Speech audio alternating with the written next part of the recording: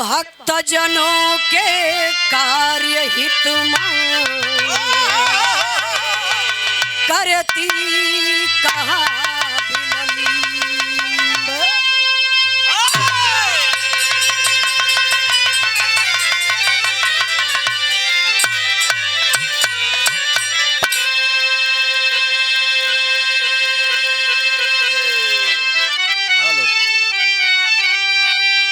करती कहा विलंब अम्बो हे सारदे मोरी मैया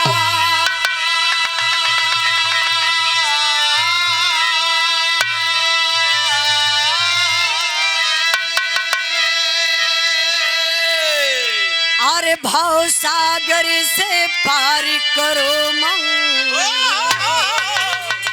गुरु गणेश की मैया।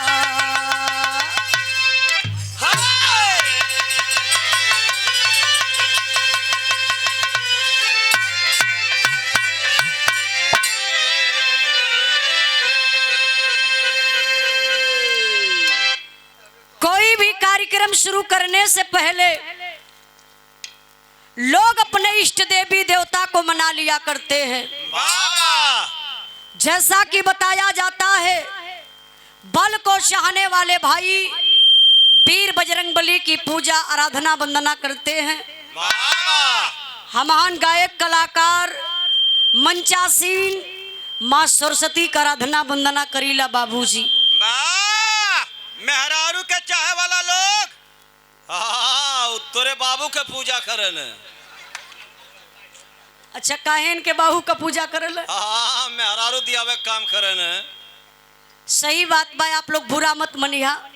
ए देखे आज इस मंच के माध्यम से बाबू हमारा के सबकर जरूरत बा। उपस्थित सज्जनों आज कितने खुशी की बात है, इस महफिल में हमें आप लोगों का दर्शन करने का मौका मिला। कोई भी कलाकार लेडीज हो या जेंट्स कलाकार अच्छा गाता नहीं है। वो तो हम लोग बजा बजा के गवा देते हैं। तो लोग यहाँ का करे आल हुआ? ये लोग पैसा देवे खातिर आल हुआ।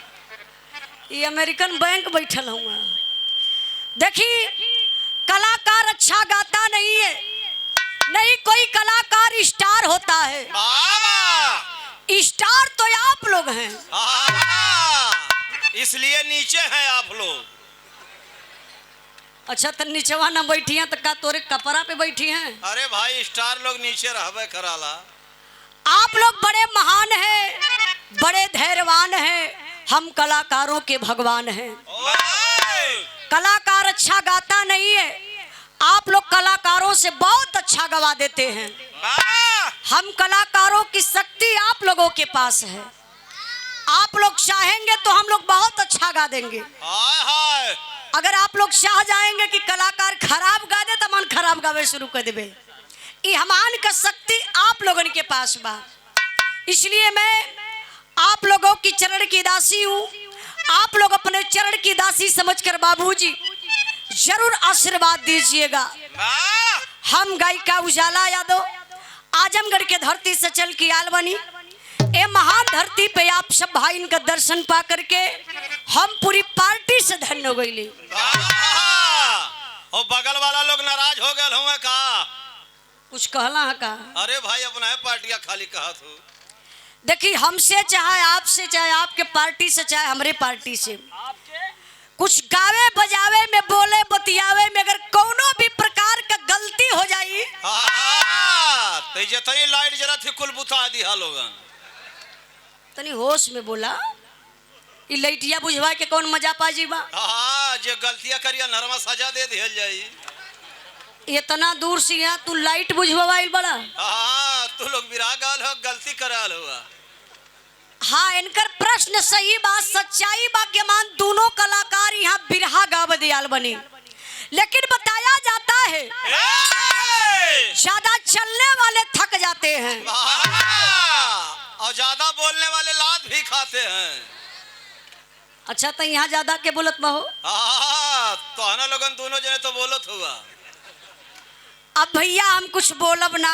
हाँ बैठा फिर गावे था वो लोग के। यार तू भांग का गोला खैले हुआ कि एकदम पागले आदमी हुआ। अरे हम सही है भैया। ए देखी आप लोग इनके कहला पर जे नहीं है, क्षमा करने का कष्ट करिएगा। अब हम ज्यादा टाइम ना लेकर के आप लोगों का 2 मिनट का सिर्फ टाइम ले का हो।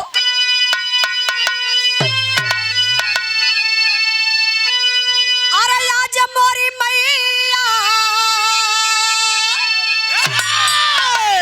अरे आज मोरी मैया हो, आज मोरी मैया बजला कर ताल देवी मैया। तोहरे भरोसे पूरा साल हो, बजला कर ताल देवी मैया। अरे भरोसे पूरा साल हो बजेला मैया हो मैया बजेला मैया। अरे भरोसे पूरा साल हो बजेला मैया। अलग अलग सबाही के हो खेला नसीब हो।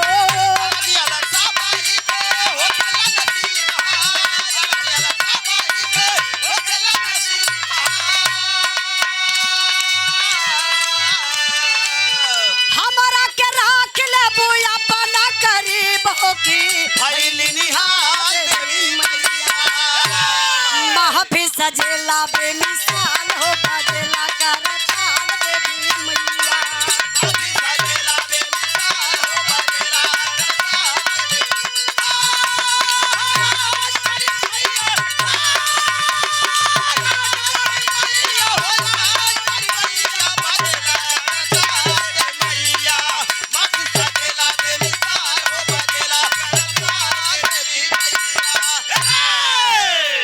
हमरे वंदना का आखिरी लाइन बा, बिटिया माई से अपन परिचय देत बा का हो।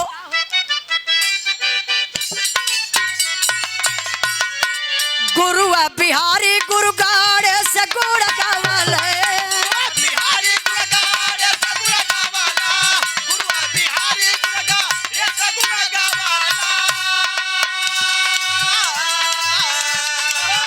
तोहरा के नाम लेके हाथे में उठावल कलम प्यारे लाल देवी पवली उजाला सूरताल हो, बजला कर ताल देवी मैया।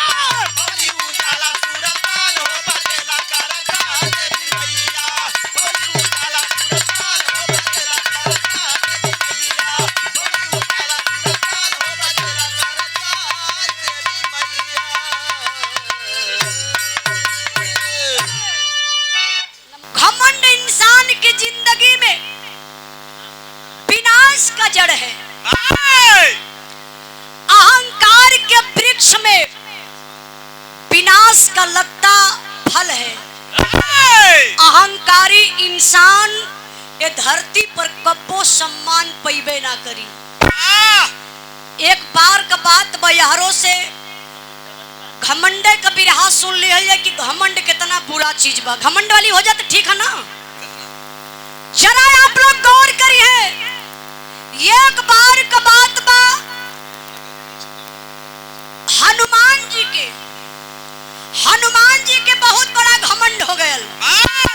घमंड का भयल, घमंड उनके उहे भयल जो ना आप लोग सुनला कि सोने का लंका पार्वती जी बनवौले रहली। सीता माता जी के रावण चोराई के लेके चल गए बाबू अपने लंका नगरी में। लंका नगरी में जाए के जब सीता जी के रखले बा पता भगवान रामचंद्र जी के लगल बा, रामचंद्र जी अपन सेना सजौले पहुंच गईले लंका नगरी में।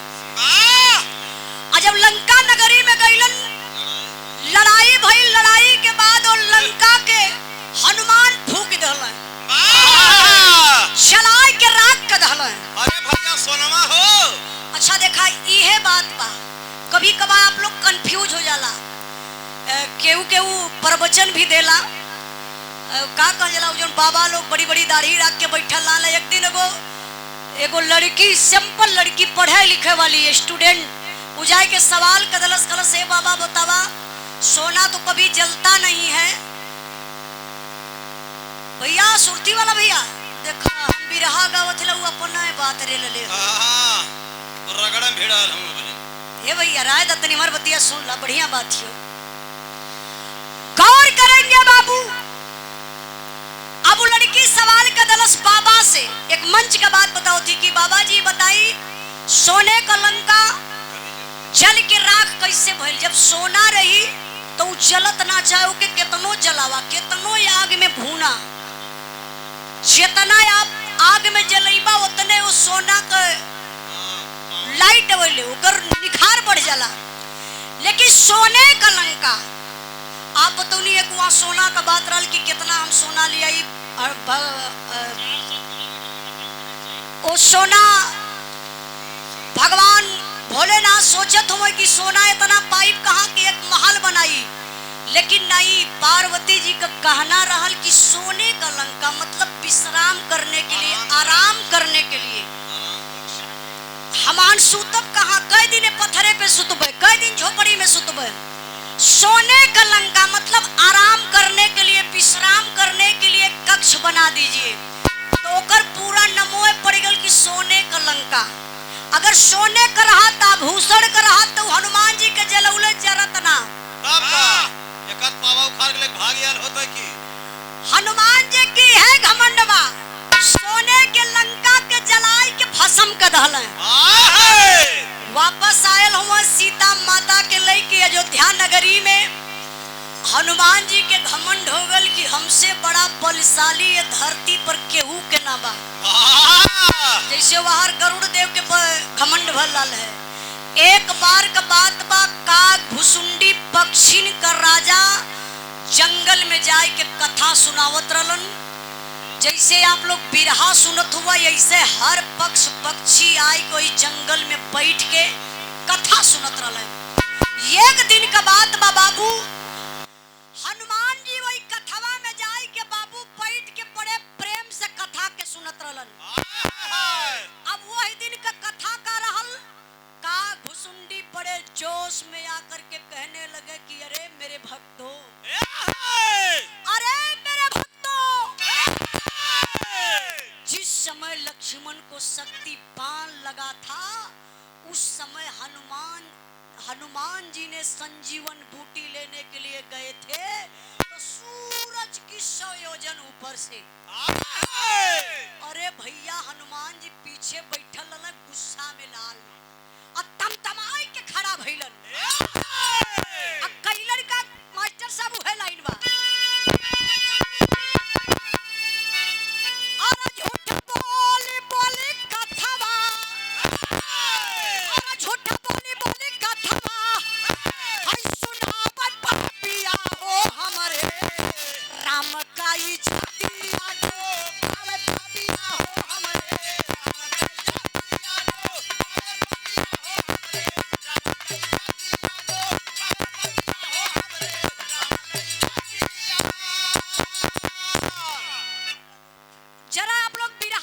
हनुमान जी करत कहवन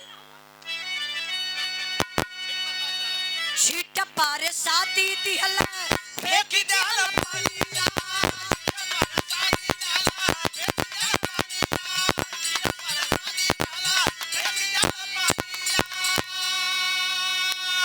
हवन कया किया बूझ हवन सायल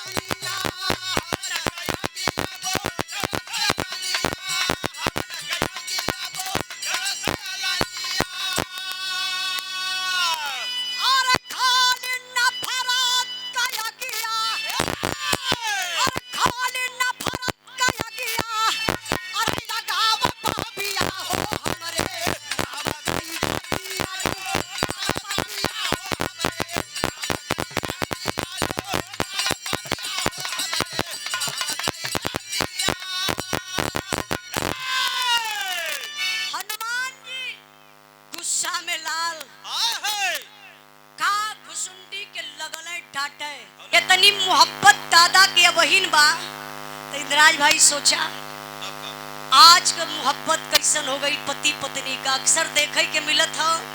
अब एक अमेठी में कांड भयल है, कल परसों आप लोगन के यूट्यूब पर सुने के मिल जाई, उजाला यादव ऑफिशियल पर। पत्नी पति के रहते हुए दूसरे से प्यार करत रहल, अब पति का मर्डर हो गल, पत्नी का भी मर्डर हो गल। जब बिरहा लोग सुनली तब पता चली। तो चाचा जी की तरफ से आप कहलन कि पति पत्नी दोनों लोग बीडीसी मतलब दो बार में। तो वर्तमान में हमारे चाची बीडीसी हैं, बहुत बहुत प्रणाम है। 100 रुपए का पुरस्कार पन्ना लाल यादव गुलौरी के धरती से 100 रुपए का पुरस्कार है। बिरहा के भाव पर बहुत बहुत प्रणाम। तनी बिरहा पर ध्यान देई। हनुमान जी गुस्सा में लगल काग भुसुंडी के डांटे, रे काग भुसुंडी मैं कौन हूँ, पहचान रहे हैं कि नहीं। काग भुसुंडी लगल हंसे, काग भुसुंडी कहले कि अरे हम पहचानत हई कि आप वीर हनुमान हुआ। हनुमान जी कहले तब मेरे भगवान की भक्ति यहाँ झूठ क्यों हो रही है। मैं हनुमान हूँ, मुझे पता है जिस समय लक्ष्मण को शक्ति बाण लगा था उस समय हम संजीवन बूटी लेने के लिए गए थे, तो सूरज से मिलकर गए थे। और आप झूठी कथा सुना रहे हैं कि मैं संजीवन बूटी लेने गया था तो सूरज की साले झूठ रहल, रोज का कथा सही रहल। आज काग भुसुंडी बतौले कि जौने समय लक्ष्मण के शक्ति बाण लगल ओ समय हनुमान जी संजीवन बूटी लेवे बदे गईलन, तो सूरज की 100 योजन ऊपर से संजीवन बूटी आने बदे तो हमके याद बा, हम सूरज से मिल के गलली, काली उगबा तो घोट जाइबे। भगवान रामचंद्र जी कहला ओहो इतना घमंड हो गया हनुमान को। कहले भगवान रामचंद्र जी पूछे लगले कि हनुमान जी कैला का कथवा में। कहले प्रभु जी कथवा के भंग कदली। भगवान रामचंद्र जी कहले कि हनुमान एक बात सुना, पाप करही वाला पापी ना होला। चचा जरा बिरहा के सुनने वाले भैया बाबू ई पॉइंट का बात है, आप लोग अपने दिल दिमाग में बैठा लिहल जाई। पाप करने वाला ही पापी नहीं होता है, पाप को देखने वाला, पाप को सुनने वाला आधा पाप को बांट लेता है। जैसे होला ना कि कहीं मंदिर पर पूजा होत बा, कथा होत बा, अगर आप जइबा तो लोग कहला कि वो कथा के सुनले के बाद पुण्य मिलेला, आधा पुण्य बांट लेला। वही तरीके से पाप करने वाला भी आधा पाप को सुनने वाला, देखने वाला आधा पाप को बांट लेता है। प्रभु जी कहले कि हनुमान जी कथवा भंग कैला तो के पाप लगल, हमके सुनले के नातकारे पाप लग गयल। हनुमान जी कहले प्रभु जी एकर निवारण कहले चला सरजू जी में स्नान कई के पपवा के धो लिहल जाए। ए बाबू भगवान रामचंद्र जी आगे आगे चलल हुआ सरजू जी के किनारे। अच्छा करत का हुआ जरा आप लोग विचार करिए।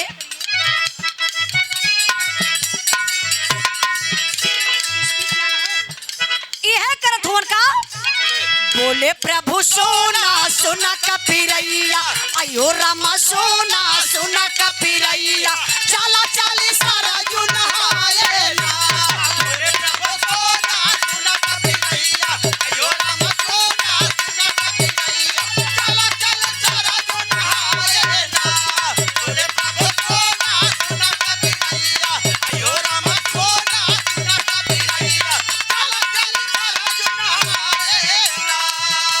कपिवर के सांघावा में रघुरैया, अयो रामा सांघावा में रघुरैया, चली भैला सारा जुनहाए ना। कपिवर के सांघावा में रघुरैया, अयो रामा सांघावा में रघुरैया, चली भैला सारा जुनहाए ना। कहानी पर ध्यान दे बाबू।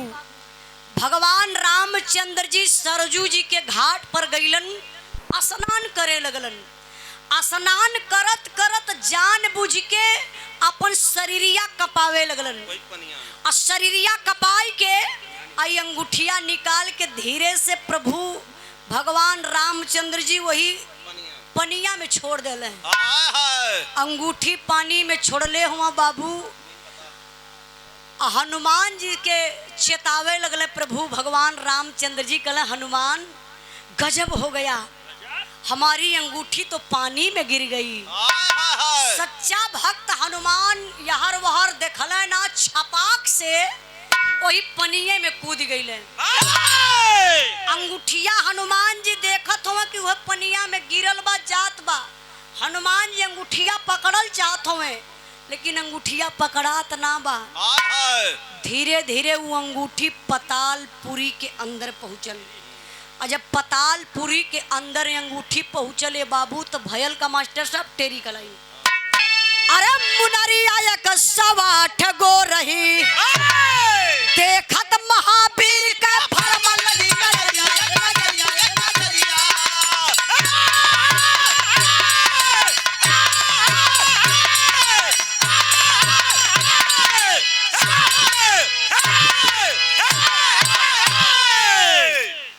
गौर करेंगे बाबू, हनुमान जी गईलन कहाँ?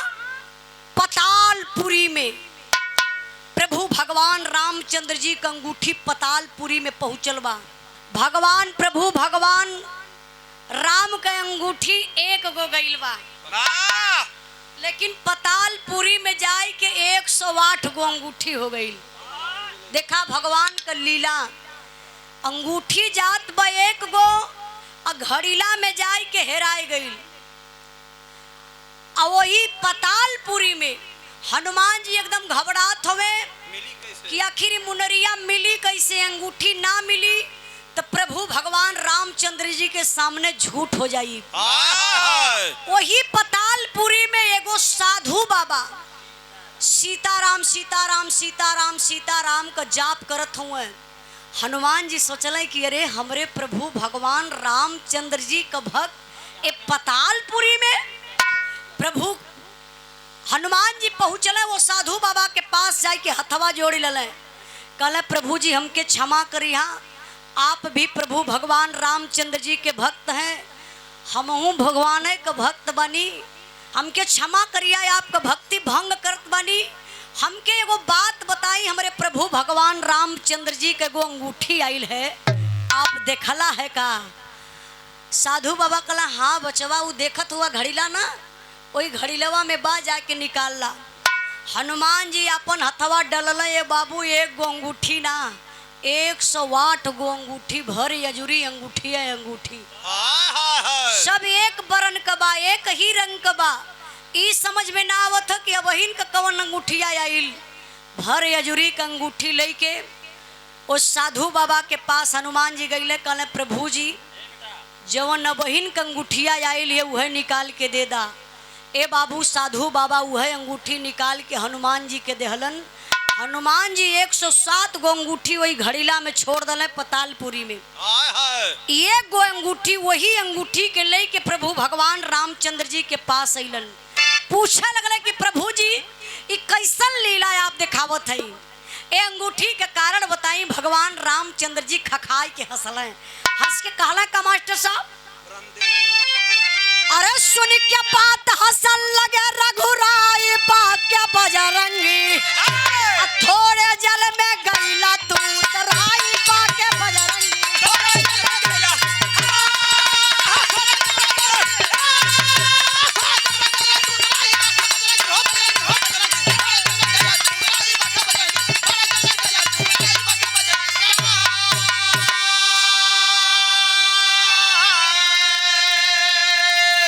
कथा झूठ न कही कहोले, पावन होले पूजा हो, भक्ति के सम दुनिया अंदर और न कोई दूजा हो। अरे मुनरी का भेदावा तो हम मिल जाए बाक्य बजरंगी, थोड़े जल में गईला तू उतराई बाक्य बजरंगी। हनुमान जी एक अंगूठी लेके प्रभु भगवान रामचंद्र जी के पास अइलन। कहला ये प्रभु जी कैसन लीला बा, अंगूठी गईल आपका एक गो, पतालपुरी में जाए के घड़ीला में मिलल। 108 गो अंगूठी रहल। प्रभु जी अंगूठी का कारण हमके बताई। भगवान राम लगल हंसे, कहले हनुमान जी बहुत ज्यादा तो के घमंड रहल ना, जौन का घुसुंडी जंगल में कथा सुनावत रहलन, वो कथा के भंग कैला, हम मना कैली फिर भी ना मनला। तो हके सच्चाई बतावे बदे हमके इतनी बड़ी भूमिका बनावे के पड़ल। प्रभु भगवान रामचंद्र जी 108 गो अंगूठी के बतावत हुए, 108 गो प्रमाण में। आखिर बतावत कैसे हुए कि जंगल में कथा सही होत रहल कि झूठ? बड़ी पॉइंट की बात है मास्टर साहब, आई।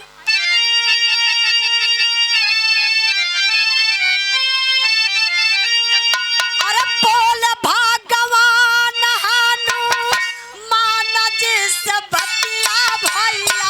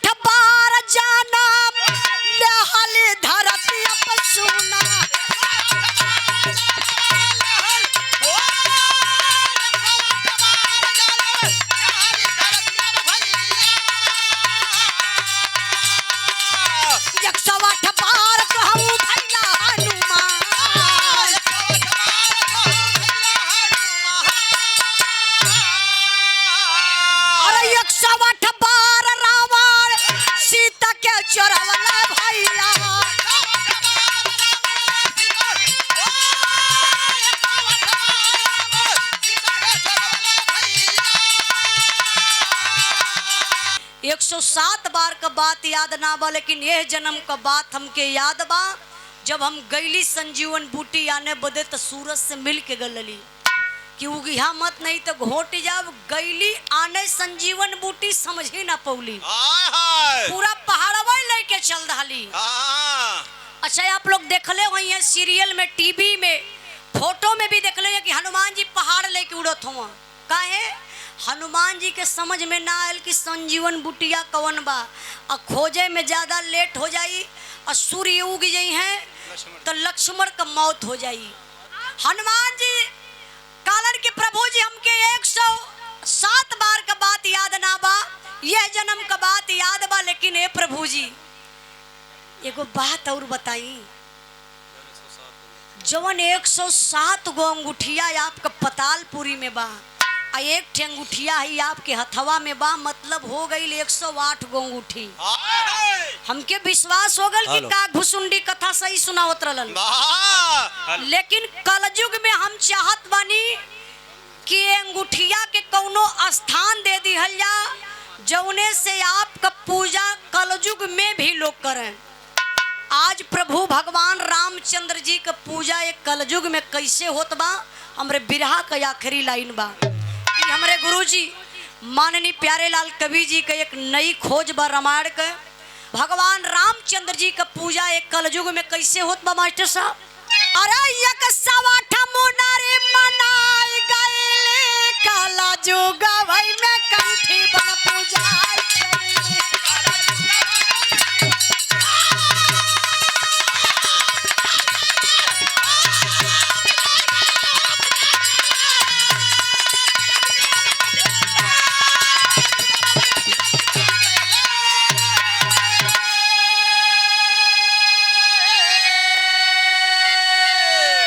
हरि है अनंत, हरि कथा है अनंत, जेके लेके भजे रोजा जोगिया बसंता। अरे साधनावा भगति लहराई गईले कलयुग भई में कंठी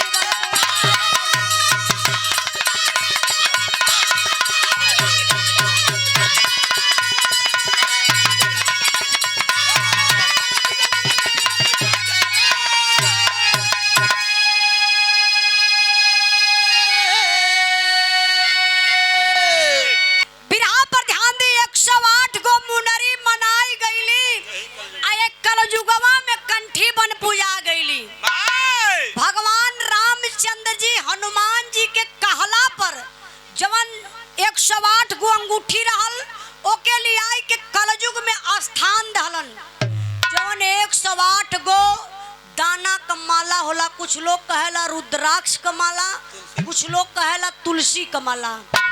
जेकरे जेकरे घरे होई जाए के गिन लिहा। अगर 108 गो दाना क माला बा तो उ सच्चा भगवान रामचंद्र जी क माला बा। ओके जाप कैले से प्रभु भगवान क भक्ति पूरा हो जाई। अगर 109 गो दाना क माला बा तो समझ लो सीता का माला हो। कहे मेहरारू का रक्षण ज्यादा हो। हाँ, वो समय कई प्रधानमंत्री रहले, आरक्षणवा यह देत रहले। नहीं 109 गो दाना क माला बा त नकली बा। 107 गो दाना क माला बा त उहो नकली बा। तो ये लिए जे भाई के घरे होई जाय के गिन लिहा। अगर घरे ना होई तो मंदिर पर जरूर माला होई। 108 गो दाना क माला वही के अपने हिंदू धर्म में ले के लोग जाप करेला भोर में स्नान कैला के बाद। यही से कहल जाला अपने हिंदू धर्म में श्री श्री 108। अर्थात गीता पर भी लिखल है श्री श्री 108। तौली के अपने हिंदू धर्म में लिखल जाला श्री श्री 108। और वही मुसलमान धर्म में कुछ और लिखल जाला। हाँ 786। तो हमार बिरहा खत्म भइल। कुछ गावे बजावे में गलती भइल होई तो आप लोग क्षमा करिहा। हमार चैनल बा आप लोग सब्सक्राइब कर लिहा। नई से नई बिरहा आप लोग सुनल करिए। अरे मुनरिया 108